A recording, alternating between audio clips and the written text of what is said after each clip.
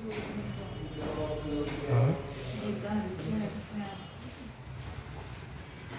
दो बताया hi everyone, welcome back to our channel Mansa vlogs Telugu. అందరూ ఎలా ఉన్నారండి?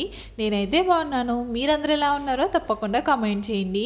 మొన్న ఎప్పుడో డీమార్ట్కి వెళ్ళినప్పుడు ఈ డబ్బాలు అయితే తీసుకొచ్చాను. సో అప్పటి నుంచి వీటిని అయితే యూజ్ చేయట్లేదు అనమాట.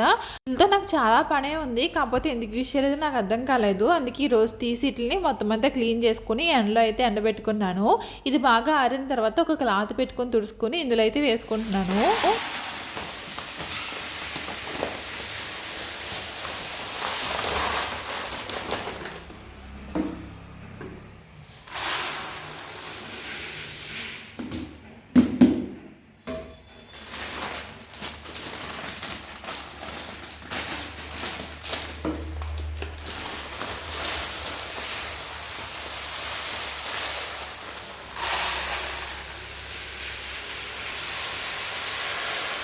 నా కిచెన్లో డబ్బాలు ఉండటమే చాలా తక్కువ. నేను అలా ఇలా యూజ్ చేసుకుంటా అట్లా వాడుకుంటూ ఉంటాను. అయితే రైస్ వేసుకోవడానికి చాలా ఇబ్బంది అయిపోతుంది అనమాట. రైస్ డబ్బా చిన్నదైపోయింది. సో ఇందులోనే సెట్ మొత్తం 3 అయితే వచ్చినాయండి. మొత్తం 250 రూపీస్ అయితే తీసుకున్నారనమాట ఇది. సో ఏంటంటే ఇంక అందులో వేసుకుందాము ఇంకా అన్ని రకాలని చెప్పేసి ఇవైతే తీసుకున్నాను. ఇంక అలా అయితే వేసుకున్నానండి. అయితే ఇంట్లో సేమియా ప్యాకెట్ ఒకటి ఉన్నది, అయినా కానీ మళ్ళీ తెచ్చేసాను అనమాట. అది చూడలేదు నేను ఉన్నదా లేదని చెప్పేసి మళ్ళీ తెచ్చేసాను. అయితే చాలా సేమియా ఉన్నదనమాట, అందుకే పెద్ద డబ్బాలు అయితే వేసేసాను. సో అలా అయితే ఇంకా సర్దేసుకున్నానండి. ఇంక తర్వాత ఇంట్లో పుదీనా కొత్తిమీర అయితే ఉన్నదనమాట. వీటిని నేను అంతేం యూజ్ చేయను, కర్రీలో కట్టని ఎప్పుడన్నా యూజ్ చేస్తాను. ఫ్రిడ్జ్లో ఉంచితే అదేమో ఎండిపోతూ ఉంటుంది. సో ఎందుకులే ఈరోజు పచ్చళ్ళు చేసుకుందామని చెప్పేసి పుదీనా పచ్చడి ఇంకా కొత్తిమీర పచ్చడి అయితే చేస్తున్నానండి. సో పుదీనా పచ్చడి ఎలా చేస్తున్నానో చూపిస్తాను. ముందుగా స్టవ్ మీద ఒక ప్యాన్ పెట్టుకున్నాను. అందులో ఒక 2 టేబుల్ స్పూన్స్ వచ్చేసి ధనియాలు, 1 టేబుల్ స్పూన్ వచ్చేసి జీలకర్ర వేసుకుని ఫ్రై చేసుకున్నాను. ఒక 20 దాకా ఎండుమిర్చి అయితే తీసుకున్నానండి. మీకు కారం తగ్గట్టు అయితే తీసుకోండి. సో అవన్నీ బాగా ఫ్రై అయిన తర్వాత ఈ పక్కకు తీసేసి అదే ఆయిల్లో పుదీనా ఇంకా టమాటోస్ వేసుకుని అయితే ఈ విధంగా బాగా మగ్గించుకున్నానండి. ఇందులోనే సాల్ట్ అయితే వేసేసాను అనమాట.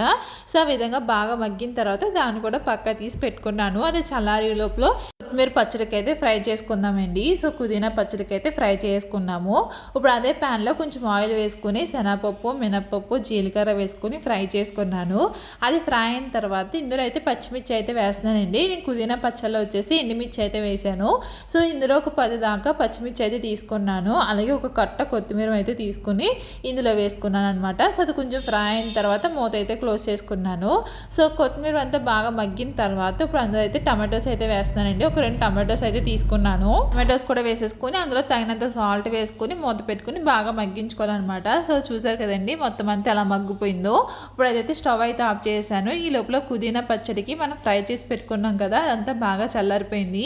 ఇందులో ఉసిరికాయ సైజ్ అంతా చింతపండు అయితే వేసానండి. అలాగే కొంచెం బెల్లం ఇంకా పచ్చి వెల్లుల్లిపాయలు అయితే వేసాను అనమాట. ఇట్లా అన్నట్లు ఇలా మెత్తగా గ్రైండ్ చేసుకున్నాను. సో ఇందులో మీకు కావాలంటే షుగర్ కూడా వేసుకోవచ్చు. సో నేనైతే బెల్లం అయితే వేసాను అనమాట.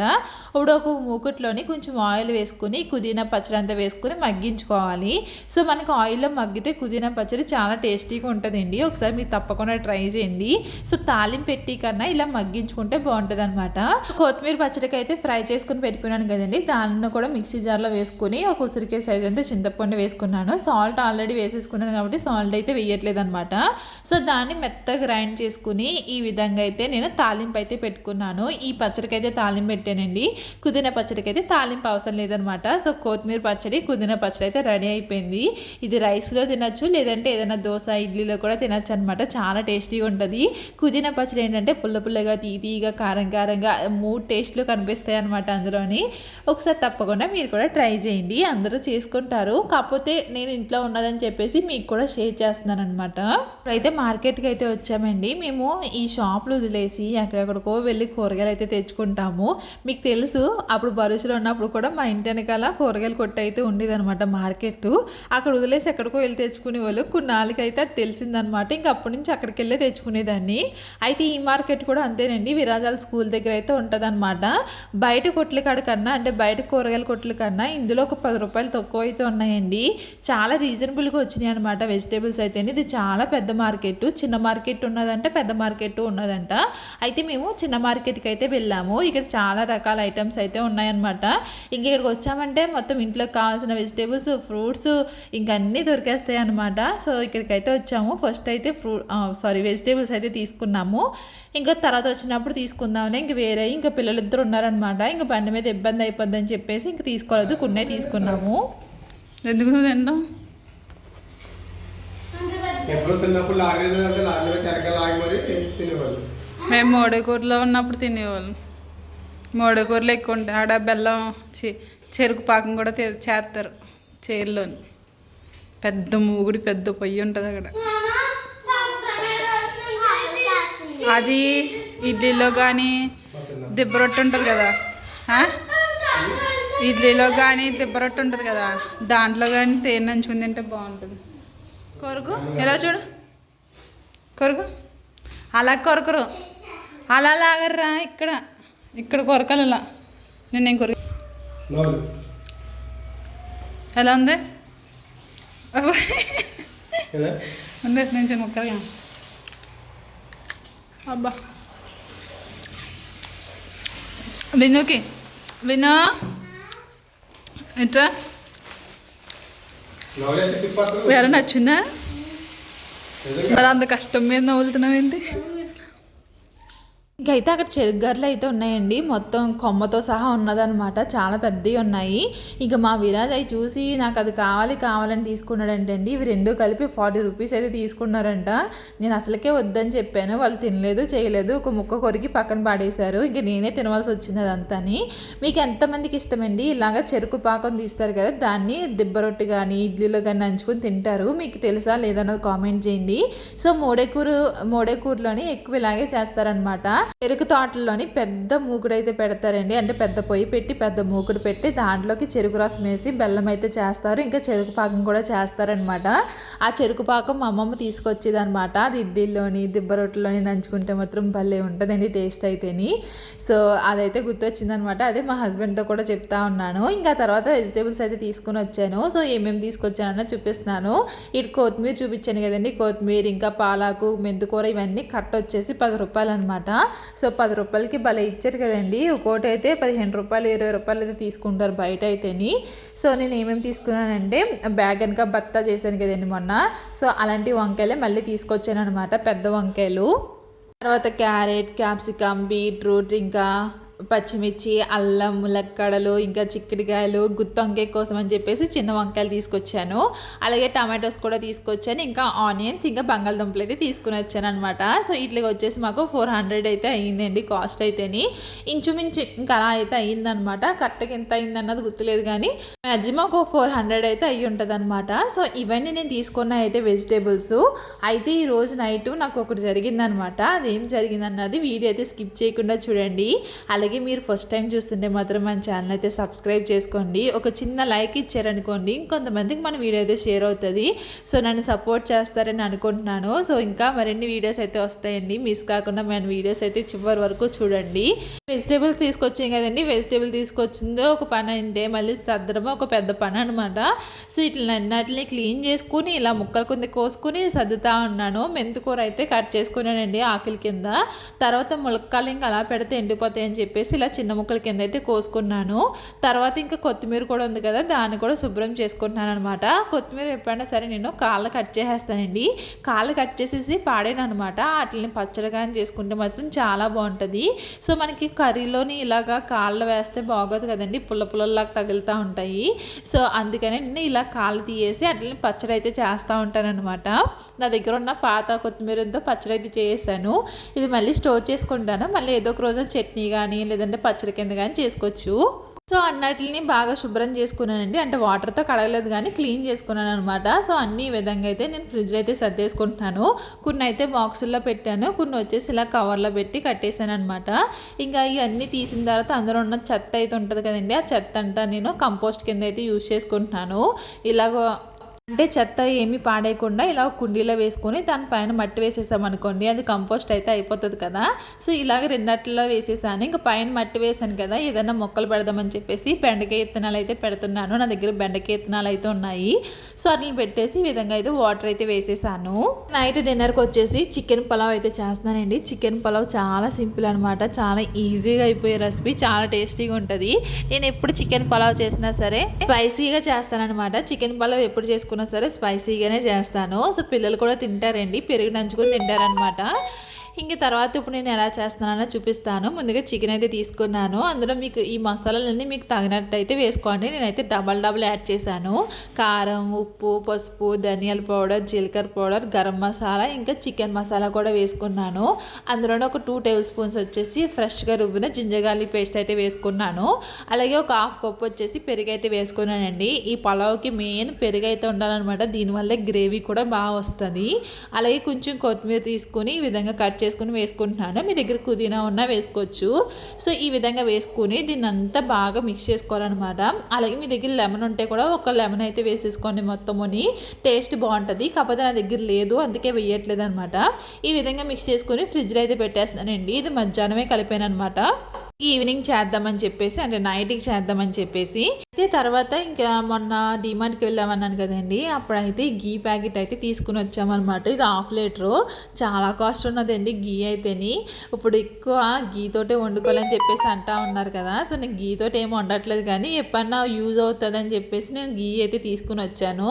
అంటే ఏదైనా పరనన్నం కానీ ఏదైనా సేమియా కానీ కాసినప్పుడు ఆ డ్రై ఫ్రూట్స్ ఫ్రై చేయడానికి అయితే ఉండట్లేదు అనమాట. సో అందుకే ఒకసారి ఒక 1/2 లీటర్ అయితే తెచ్చుకున్నాను. సో జాగ్రత్తగా యూజ్ చేస్తానమాట, నేను ఏ యూజ్ చేయను. సో ఉన్నదంటే కొంచెం జాగ్రత్తగా యూజ్ చేస్తూ ఉంటాను అనమాట. ఇప్పుడైతే చికెన్ పలావ్ అయితే చేస్తున్నాను కదండి. సో అందుకే ఆ ప్యాకెట్ ఓపెన్ చేశాను అనమాట. ఓపెన్ చేసి ఇంకా మొత్తం అంతా డబ్బాలో వేసేసుకొని ఆ చివరిలో ఉంటుంది కదండి అదంతా ఇందులో అయితే వేసుకొని ఇంకా ఆయిల్ అయితే వేసుకున్నాను అనమాట. అలాగే బిర్యానీ స్పైసెస్ వేసుకున్నాను. ఆ తర్వాత వచ్చేసి ఆనియన్స్ వేసుకున్నాను. ఆనియన్స్, పచ్చిమిర్చి వేసుకుని ఫ్రై చేసుకున్న తర్వాత అందులోనే టమాటోస్ కూడా వేసుకున్నాను అనమాట.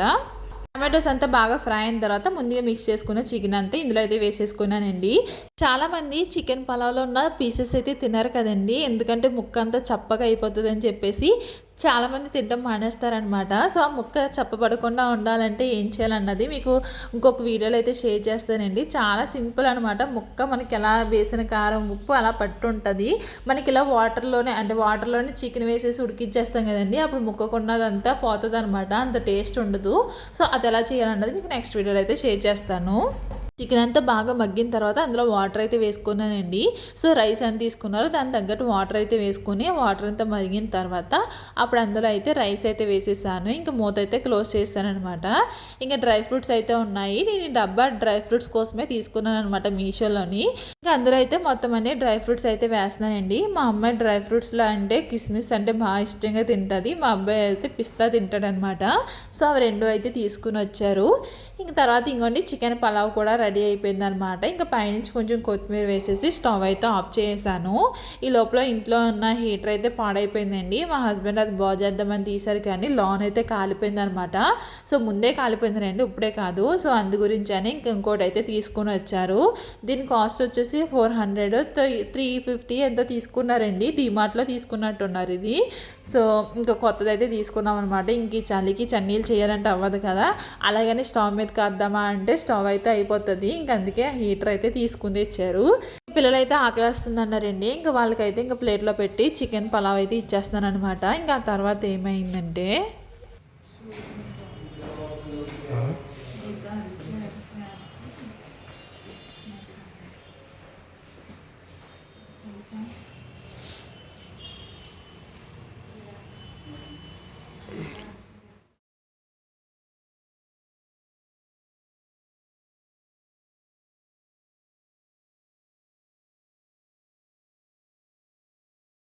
నాకు ముందు రోజు నైటు రైట్ హ్యాండ్ కాడ మొత్తం అంతా పెయిన్ కింద వచ్చి ఇంకా కిందకంతా లాగేస్తూ ఉన్నదండి చెయ్యి అయితేని.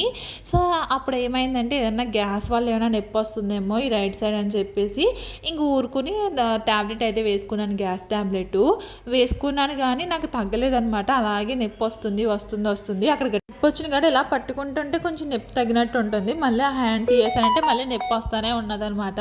సో అలా వస్తూనే ఉన్నది నైట్. ఇంకా నైట్ ఎక్కడికి వెళ్తాంలే హాస్పిటల్కి అని చెప్పేసి నెక్స్ట్ డే వస్తే అప్పుడు వెళ్దామని చెప్పేసి ఇంకా పడుకున్న తర్వాత ఇంకా నైట్ నాకేమీ తెలియలేదు అనమాట. ఇంకా నెక్స్ట్ డే మార్నింగ్ అంటే ఈరోజు మార్నింగ్ నుంచి నేను బాగానే ఉన్నాను. సో మళ్ళీ 6 అయింది టైం. ఇంక 6 అయిన కాడ నుంచి మళ్ళీ నొప్పి అయితే స్టార్ట్ చేసిందండి. ఇలా నొప్పి కూడా గుండెల్లో రావట్లేదు, అంటే ఎడం వైపున అయితే రావట్లేదు, అది కుడి వైపున అయితే వస్తుంది అనమాట. కుడి వైపున వస్తే అంత ప్రాబ్లం ఏమి ఉండదు, గ్యాస్ వల్ల వస్తుందని అనుకున్నాను. సో మళ్ళీ స్టార్ట్ అయినప్పటికీ ఇంక మా హస్బెండ్ నైట్ ఎలా ఉంటుంది ఏంటో ఫస్ట్ హాస్పిటల్కి వెళ్దామని చెప్పేసి మేమైతే హాస్పిటల్కి అయితే వచ్చామండి. ఇంకా హాస్పిటల్కి వచ్చిన తర్వాత వాళ్ళు కూడా భయపడ్డారనమాట. సో తర్వాత పర్లేదు ఇదంతా ప్రాబ్లం ఏం కాదని చెప్పేసి అన్నారనమాట. అంటే మనకి ఎడం వైపున వస్తేనే చాలా భయం కదా, కుడివైపున అన్నది అంత ప్రాబ్లం లేదు అని చెప్పేసి అన్నారు. అయితే సారీ ఈసీజీ చేద్దామని చెప్పేసి అన్నారనమాట.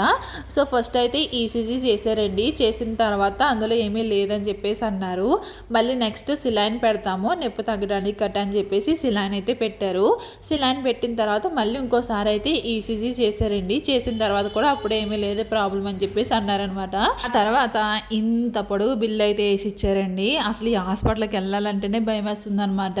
సో అలాగని ఇంట్లో కూర్చుంటే మళ్ళీ ఇంకా ప్రమాదం ఎక్కువ అవుతుందని చెప్పేసి రావాల్సి వస్తుంది. కానీ ఎంత బిల్లు అయితే వేస్తున్నారంటే మామూలు కాస్ట్ అయితే చేయట్లేదు.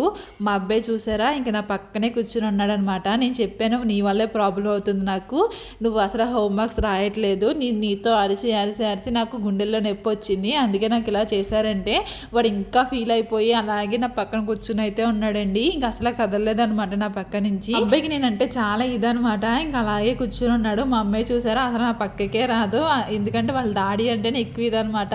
ఓ మమ్మీయా అయ్యిందిలే అని అన్నట్టు వదిలేస్తుంది. సో ఇదనమాట జరిగింది అయితేని.